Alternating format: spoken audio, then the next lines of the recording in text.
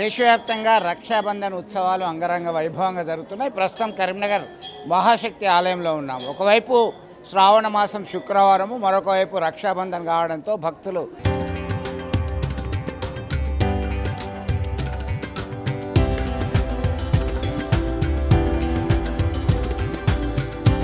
తరతరాలుగా తరగని స్వర్ణ బంధాలు మన మానిపల్లి జ్యువెలర్స్.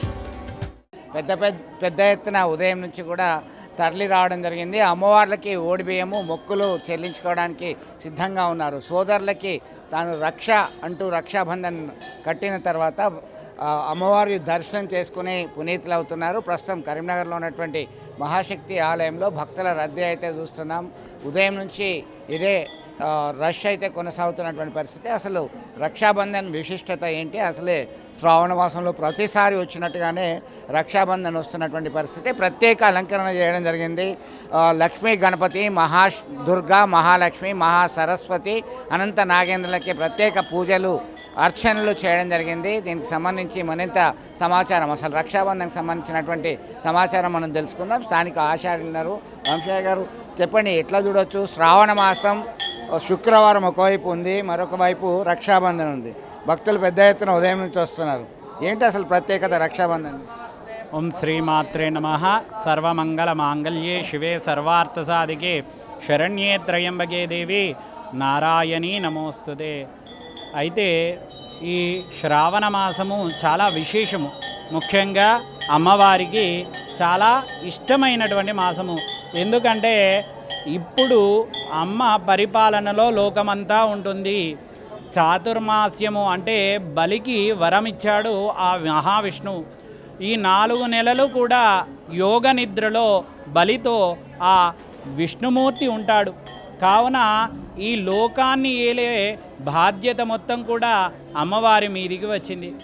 కాబట్టి ఆ అమ్మవారి పాలనలో ముఖ్యంగా శ్రావణ మాసము అంటే శ్రవణ నక్షత్ర పౌర్ణమి నాడు అవుతుంది. కాబట్టి శ్రవణ నక్షత్రానికి అధిపతి చంద్రుడు. ఆ శ్రవణ నక్షత్రంలోనే విష్ణుమూర్తి వచ్చాడు. వెంకటేశ్వర స్వామికి కూడా శ్రవణ నక్షత్రం చాలా విశేషం. అలాంటి విశేషమైనటువంటి ఈ శ్రావణ మాసంలో పౌర్ణమి నాడు, పౌర్ణమి ఎందుకయ్యా అంటే నిండు చంద్రుడు ఉంటాడు. చంద్ర సహోదరి, చంద్రుని యొక్క సోదరి లక్ష్మీదేవి. కాబట్టి ఈరోజు ఎవరైతే సోదరీమణులు ఉంటారో సోదరునికి మామూలుగా సంవత్సరమంతా కూడా సోదరుడు సోదరికి రక్షణ కల్పిస్తాడు. కానీ సోదరి తన సోదరుడు ఆరోగ్యంగా ఉండాలి, ఐశ్వర్యంతో ఉండాలి, అలాగే ఆ అష్టైశ్వర్యాలు కలిగి ఉండాలి అంటే ఆ అమ్మాయే లక్ష్మీదేవిగా ఆ అమ్మవారి ఆశీస్సులు పొందడానికి రక్ష చేస్తుంది అన్నకు. అన్నలకు రక్ష చేయడం వల్ల, అన్నలకు సోదరులకు రక్షణ చేయడం వల్ల ఆ అమ్మవారి ఆశీస్సులు కలిగి వారు అభివృద్ధి చెందుతారని మనకు ప్రతి శ్రావణ మాస పౌర్ణమి నందు రక్షాధారణ చేయడం జరుగుతుంది. అమ్మవారు తన సోదరునికి కట్టినట్టుగా అందరూ ముత్తైదువలు కూడా లక్ష్మీదేవి స్వరూపంలో వాళ్ళ అన్నలకు రక్షాబంధనం చేయడం జరుగుతుంది. ఇంకొకటి, రాఖీ పౌర్ణమి అంటేనే జంధ్యాల పౌర్ణమి కూడా అంటాం. అంటే గాయత్రికి ప్రతిరూపమైనటువంటి జంధ్యం కూడా మార్చుకోవడం జరుగుతుంది. ఏంటి అసలు దీనికి సంబంధించి, దానికి లింక్ ఏమైనా ఉందా? శ్రావణ మాస పౌర్ణమి నాడు అంటే మామూలుగా యజ్ఞోపవీతం, మామూలుగా ఏదైనా శౌచం జరిగినప్పుడు, ఏదైనా అనాచారమైనటువంటి వ్యవస్థలు జరిగినప్పుడు యజ్ఞోపవీతం మార్చుకోవడం జరుగుతుంది. జీర్ణంతందు అంటే ఆ యజ్ఞోపవీతం జీర్ణమైనప్పుడు మార్చుకుంటారు. కానీ శ్రావణ మాస పౌర్ణమికి మాత్రము ఆ ఉపకర్మ అంటారు, దీన్ని ఉపకర్మ చేయడం జరుగుతుంది.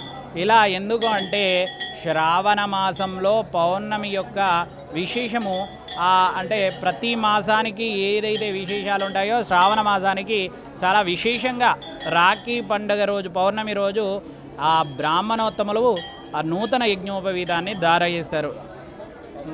సో మొత్తం మీద ఒకవైపు జంధ్యాల పౌర్ణమి, అలాగే రాఖీ పౌర్ణమిగా అభివర్ణిస్తారు. గాయత్రికి ప్రతిరూపమైనటువంటి యజ్ఞోపవీతం ధరించడము, అలాగే ఓడిబియ్యాలు అమ్మవార్లకి పోసి తరించడము, చిన్న పెద్ద అనేటువంటి తేడా లేకుండా అందరూ వచ్చి అమ్మవారి దర్శనం చేసుకొని పునీతులు అవుతున్నటువంటి పరిస్థితి అయితే గమనిస్తున్నాం. మొత్తం మీద రాఖీ పౌర్ణమి సోదరులు లక్ష్మీ స్వరూపమై సోదరులకి రక్ష కల్పించడానికి ఉద్దేశించినటువంటి పర్వదినం అంగరంగ వైభవంగా జరుగుతున్నటువంటి పరిస్థితి అయితే